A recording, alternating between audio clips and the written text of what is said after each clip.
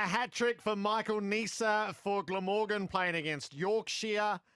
You couldn't get a better hat-trick than a bloke leaving the hat-trick ball crash. They usually put everything in behind it. It's especially topical given that Neser was the controversial omission from the Ashes squad, keeping in mind that he's still very much viable for the back end of that. The squad was selected for the World Test Championship and the first two at the Ashes.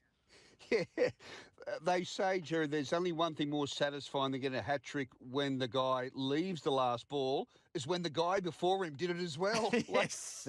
These two honey-sweet in-swingers that just hooped like a soap sud almost and Dom Best, Test cricketer, and the first wicket, the LBW, Dawid Malan, also, experienced Test hand. So great, it was a great flag waver for Neser and what he's worth. A random theory, Gerard. Over 100 years of selecting teams, the single most undervalued player in Australian cricket is the old-fashioned swing bowler. And, I'm not convinced. Terry Alderman took 41 wickets on one Ashes tour and 40 on another, which are figures we can almost can't believe. I'm not sure that he would get in the current team because we would say, we're more about pace and grunt and all that. And I'm serious on that. If you're a swing bowler, you've got to work so hard to get in because it's not the Australian way. So I just hope there is no major mistake in leaving Michael Neser out of the Ashes squad if you are prepared to accept there's a time on that tour when you may just have to rush him in. From Glamorgan, you ring him up, no matter where he is in the country, he's only a 3.5-hour drive away. And if it comes to that, I still reckon he'll play a role there somewhere. He has been told to stay on red alert, Gerard. Like, even in Australia, with the Kookaburra ball last summer, 40 wickets at 16. And from a guy that bowls at 133. I mean, he's got something about him. Your thoughts? Yeah, I think that makes perfect sense, is have the players you want over in England who are available on the short notice. So, and that's where he's not playing the World Test Championship, as Australia have made their intentions clear that they're going to honour the players who have won that place in that final. And then in a bowling lineup of Stark, Hazlewood, Cummins and Boland, Neser is number 5. And he wouldn't be needed until Test 3 or 4, should there be attrition or form issues. So I didn't see it as a snub per se. Is they over-indexed on openers for reasons that we've spoken about.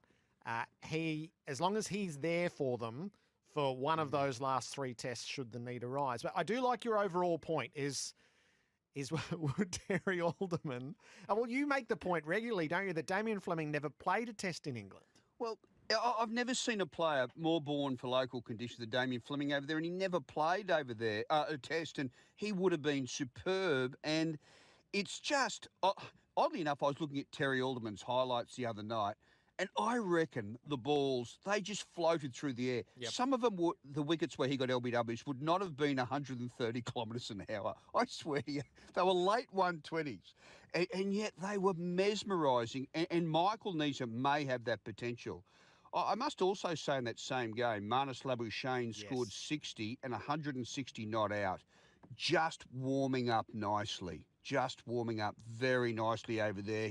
His game's in that good groove. He is one guy who will really benefit from going over there, just getting the feel of conditions. But Neser, this is big for him because he's 33. And if he misses this, I just cannot see a time when they'll play him again.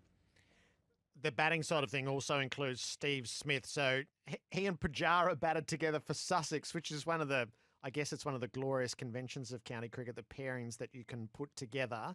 So Smith started with a 30. There's 2 build-ups, aren't there? We're just starting to see a bit of fretting in the English press, who have been very sure of themselves around the preparation of a lot of their players in the IPL. And I imagine that is linked to seeing Labuschagne and Smith starting to do their work in their backyard. Yeah, and I love the fact that England can't quite agree on who's their best 11 is. I mean, here's one for you, Gerard. Is Stuart Broad certain to play the first test? I mean, we talk about, Stuart Broad versus Warner will be an absolute highlight of the series, like what's going to happen. Hang on. I read 3 people's teams the other day, and guess what? Stuart Broad wasn't in any of them. Like they had chosen, guys like Ollie Robinson ahead of him, Jofra Archer ahead of him, Jimmy Anderson ahead of him. And so, I tend to think it's a 50-50 bet, but it's not remember he missed the Gabba test when they were reunited on their Yes. last Ashes tour, and that was bewildering.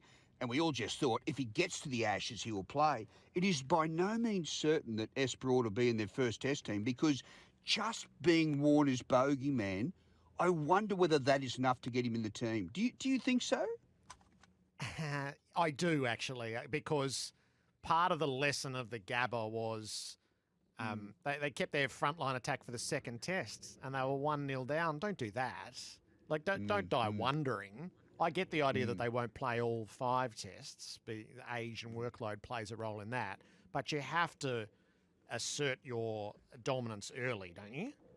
But, an English journo said to me that this line was muttered amongst the selectors. This line, it was, yes, okay, we know he's got David Warner's number, but he averages 95 per wicket against Marnus Labuschagne and about 100 against Steve Smith. Yep. So there's your counterpoint. If Warner suddenly got away against Broad, suddenly Broad's bowling to these 2 guys who he just can't get out. So it's this delicious scenario. And, Gerard, there's one thing becoming pretty clear. This series could be won in the selection room more than any other Ashes series in recent times. It's a game of chess. And to those who make the right moves, it could be absolutely exquisite. But if either side chooses the wrong attack, they could get really, particularly England, really exposed. I want to float a theory past you as well, Crash. I think, and the whole English cricket establishment is in on this. It's the team, it's management, it's the media. We know how that looks as a collective when you go across. I think there's a risk of wickedly overthinking this. I think there are elements that they're getting super cute, like even the idea of the 60-metre boundaries and all. Don't say it out loud. Even if you're thinking it, there's just an element of I feel like they are awash with confidence, which is a great thing to see in England because they are a naturally pessimistic lot. But they could overthink this to a degree where they botch it.